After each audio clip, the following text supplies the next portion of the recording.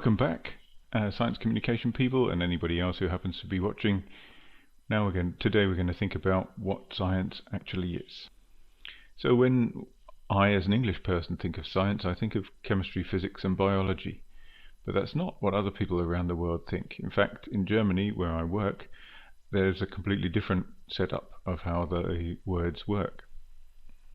Although in both languages, natural science is the term for chemistry, physics and biology, there isn't really a word for science as a thing in German. In fact, this leads to quite a lot of arguments with my colleagues about whether engineers do science, are scientists, whether computer scientists are scientists, whether social scientists are scientists. And to even think about whether that is a sensible thing to be arguing about, we have to ask ourselves the question, what is science anyway? A notable other linguistic difference between German and English is that in German, economics is not considered to be a social science, whereas in English, economics is one of the major social sciences. So if we look on the internet or anywhere else and find out what other people say, we'll see that they often say science is a way of finding out about our environment. That also doesn't get us very far without thinking about it further, so let's do that. Some magic writing will happen. So what you'll have seen in school is something like this. It's a kind of process where we have some kind of question that we would like to ask. We formulate a hypothesis. Very often we would formulate a hypothesis and an alternative hypothesis. We carry out an experiment. We measure some data. We come to some kind of conclusion, which just means, yeah, we think that we're correct or we weren't correct, that one of the hypotheses was more likely than the other one, and then we collect our prize. That's what we would normally see in school. If your teachers were being more realistic, they would have put arrows in like this to show that once you've measured some data, you might change your hypothesis in order to modify it in order to fit the data better, and then you have to do another experiment to see if you were right about it. But what does this tell us? Well, it tells us that there's a traditional way to do science, and traditionally we would have to generate a hypothesis first, so we ought to find out what one of those is. So if we take a simple situation, we were interested in whether some foods affect our digestion or affect digestion in general, and so we have to think of a hypothesis. The nearest hypothesis from normal life would be that beans cause gas. It's a sort of known trope, and we could hypothesize inside that that's caused by some kinds of sugars that are present in the beans. We can connect that to lactose intolerance, which also causes gas, which is caused by a type of sugar. Then we can generate an alternative hypothesis. The alternative hypothesis is that it depends on gut flora. That's the microorganisms inside the person's gut, which would mean that some people might be affected by beans and other people might not, and we would have to test that. So we would have to design our experiment to tell the difference between the two hypotheses and to decide whether one of them is very important and the other one is less important, whether they both apply or whether neither of them apply. But if we go out into the world and test this to see whether scientists really do this strong procedure, really follow the procedure all the time, we discover that some of them don't, that depending on the area, some of the parts of it are missing. We can also see that it's not necessarily science at all. So if we look at practicing scientists that we can assume really are scientists, we can see that they don't all follow the same procedure, but they do all publish in things called scientific journals, so maybe that is the linking factor here. If we look at a scientific publication, which is something that you may have had to do when you've written up experiments for your own work, you will notice that they're written in a particular way. One of the things that distinguishes a scientific journal from a less scientific journal, a more engineering type journal, is that in science people explain exactly what they did so that others can do it and try to disprove them. We try to find out whether our hypothesis is in fact false. There are two ways which our new piece of science can be tested. Either people can try to do exactly the same thing again and see whether they get exactly the same results, or they can try to get our results to predict something, our hypothesis that we have tested, to predict something else and test to see whether that is also true. This is interesting because it puts some parts of physics, like string theory, in a very awkward position because many of them don't predict things that are new and therefore cannot be tested. They're not entirely scientific. Unless we can predict something that we haven't measured yet, it's not necessarily science. In a more simple example, we could say a recipe for making a cake is not science because it doesn't tell us how to make cakes in general. It just tells us how to make a specific cake. It doesn't really give us any new information that we can apply to anything else. But inside the recipe there may be a statement such as adding salt to the egg whites makes them easier to whip into a foam. And that is an easily testable premise, and we can easily use that to make predictions, to say if we've done that with this type of protein from eggs, it should also work with other type of protein from blood or from meat. For example, we should also be able to more easily make a foam with this other type of substance if we add salt to it. A lot of science is trying not to get too attached to your own hypothesis. My example of that is my own PhD, which the main conclusion that I drew was that the method that I was using was not the best method to measure the thing that I was trying to measure, which was the adhesion of particles of clay onto particles of polymer.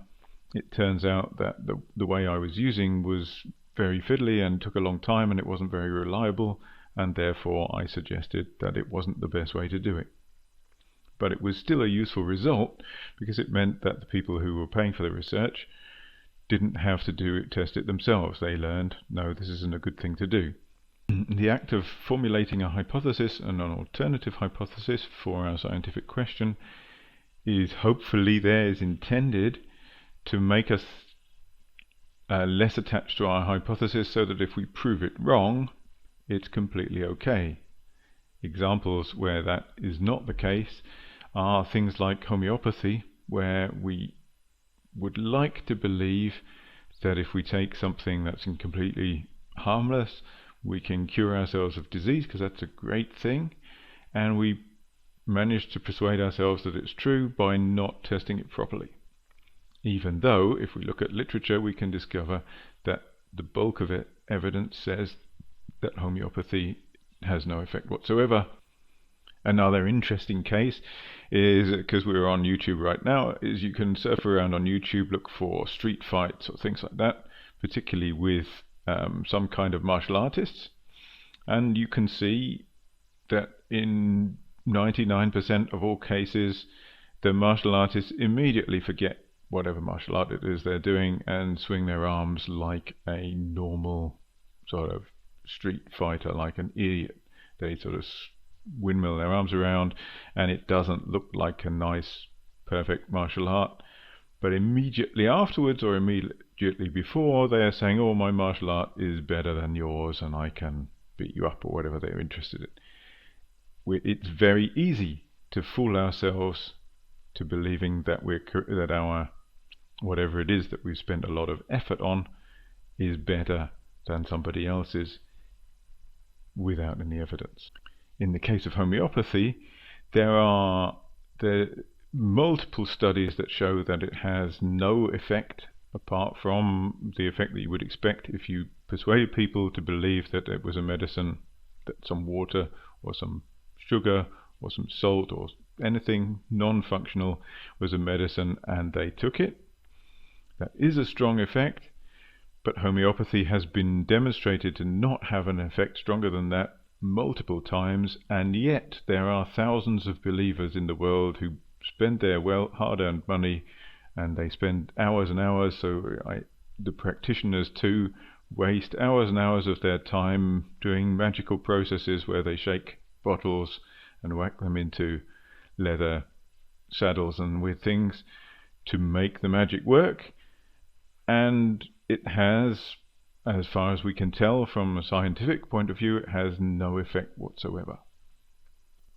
So if we are moving into an area where we expect that there will be complicated effects, where we are likely to trick ourselves into believing something that isn't true, then we need to do something that is called a double-blind study. You will probably know of these, so let me explain. So if you look at my past videos, you can see that I made one where I took a whole load of homeopathic medicine, and it made me slightly ill, because it, according to me, because it contains a whole load of lactose. But of course it might be a side effect of the medicine, and we can't cut that out. We can't ignore that. It possibly is a real effect. So now we have to do a new experiment, and we have to do it without knowing which is which is in this case difficult, because the filler material is lactose and we need quite a lot of it, so it's hard to ignore. So we have to trick ourselves. I've thought of a way of doing this. The way to do this is to take some lactose, take the homeopathic medicine, and to take some other sugar, sucrose, of about the same sweetness, or a lot less sucrose, and some flavoring to cover the differences, make it not obvious which one is which, and then mix up a solution of the homeopathic remedy, a solution of just lactose as the filler material, a solution of just the homeopathic remedy without lactose in, and a solution of just the alternative sugar without any of the other things in. And then we need to blind the study, so that in that case the person taking it, which would be me, has to not know which one is which. So if I make them up, I then have to mix them up without knowing. There's an easy way of doing that. There are many easy ways of doing that. We could assign them numbers and mix them around. We could get somebody else to mix them around. What we need, however, is a double-blind study, which means that the person who gives me, so if I'm the patient, the person who gives me the treatment, the doctor, needs to also not know, because they might otherwise give hints, they might otherwise make suggestions, they might otherwise interpret my symptoms differently because they're expecting a specific result.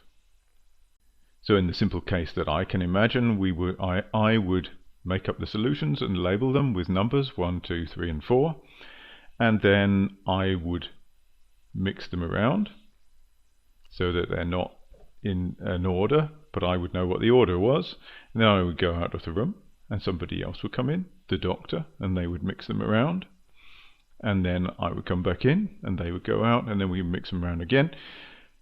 But obviously we would have to do this on film so that we could work out at the end which container was which. Then we can take our treatments one after another and see whether they have an effect.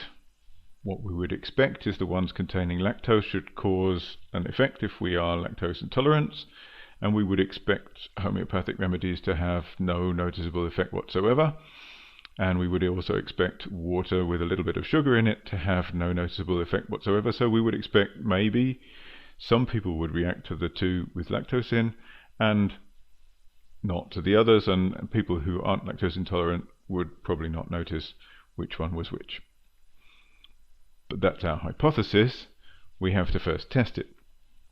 What we should do, if we're doing it properly, is not find out, so not play the video where we mix all the bottles up, until after we've done the experiment and evaluated it and said, okay, well, we think this one made us the most uncomfortable, this one made me feel sick, these two did nothing, and therefore I think that these are the two with lactose in. Is that true?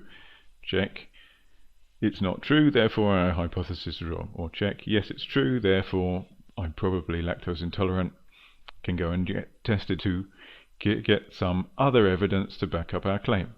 We could, of course, also discover that the homeopathic remedy is having an effect, which would first of all be surprising, and second of all mean that we would have to discover why it has an effect. We would have to investigate what is going on there to check back to see whether it really contains effectively no contents, or whether there is actually some active component inside our mixture.